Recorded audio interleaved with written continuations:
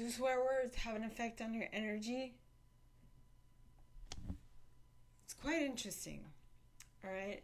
So I was talking to my building's janitor today, and he has a very colorful language.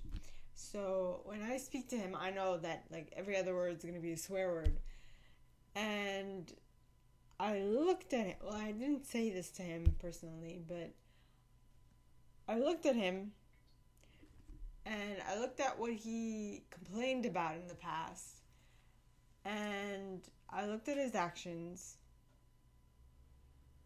and the words he used. And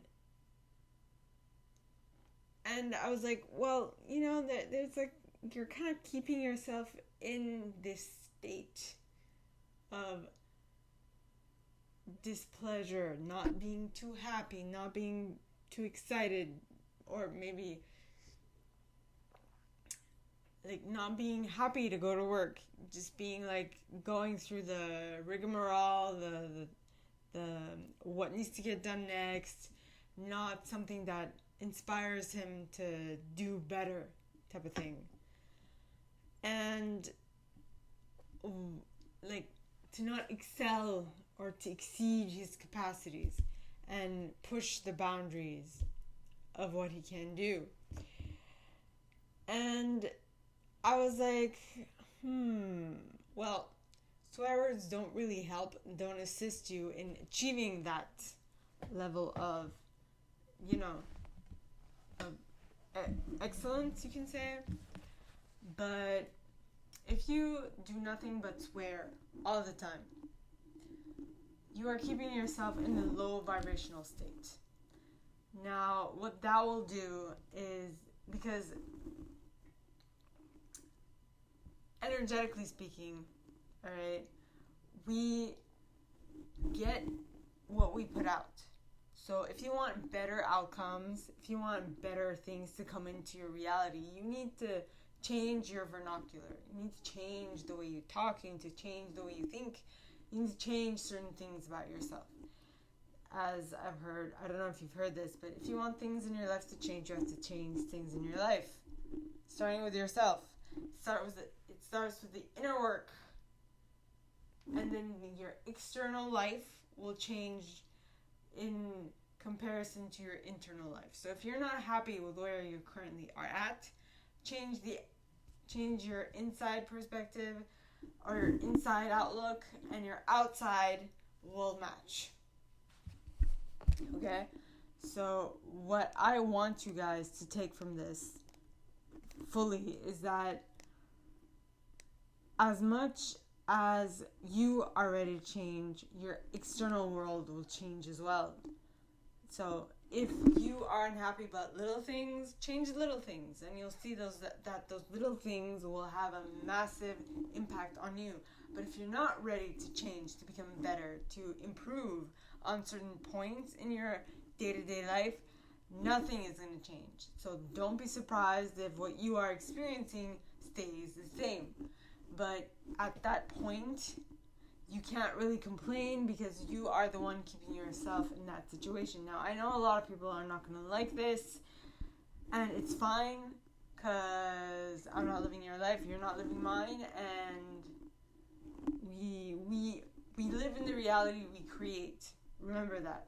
You're currently living in the reality that you have created, right? And it starts from the little actions, the little things that you do, and everything just compounds over time. It just adds upon each other.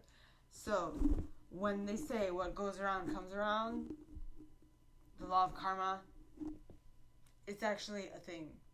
All in all, you have to be more intentional with what you are doing on a daily basis, and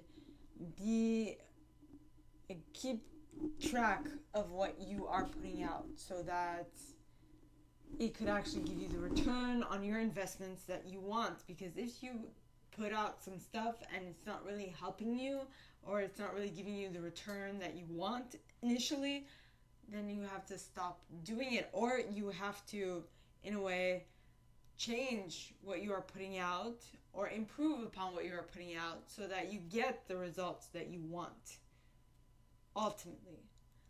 But no one else can do that for you. You're going to have to push yourself to do it. You know? I mean, for those of you who don't know, I was in a car accident at age 19. I was hit by a car when I was 19 years old.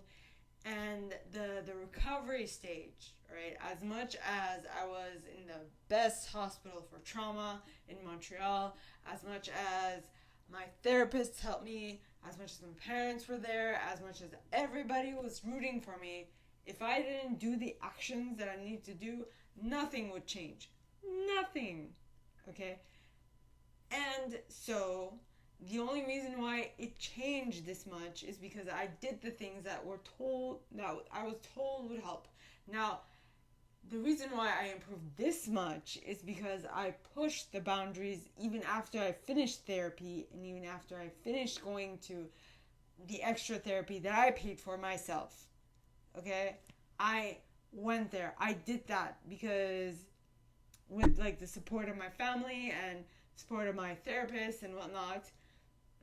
But if you don't want things to change in your life, nothing's going to change. Because if you want things to change, you will make things change by sheer determination. Okay? I've actually given a speech about this a couple of years ago. That was my past coach, Simon Hua, helped me write it out or helped me curate it.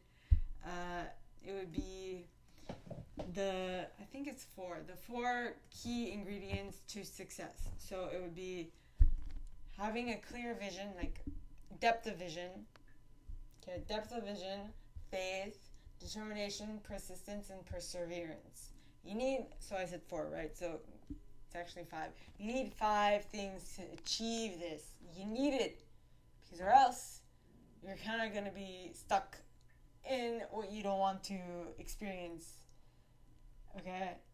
I hope that makes sense. If not, ask questions and it'll be my pleasure to answer. So, with that, what are you guys going to improve upon in your reality to get the outcome you want? Let me know.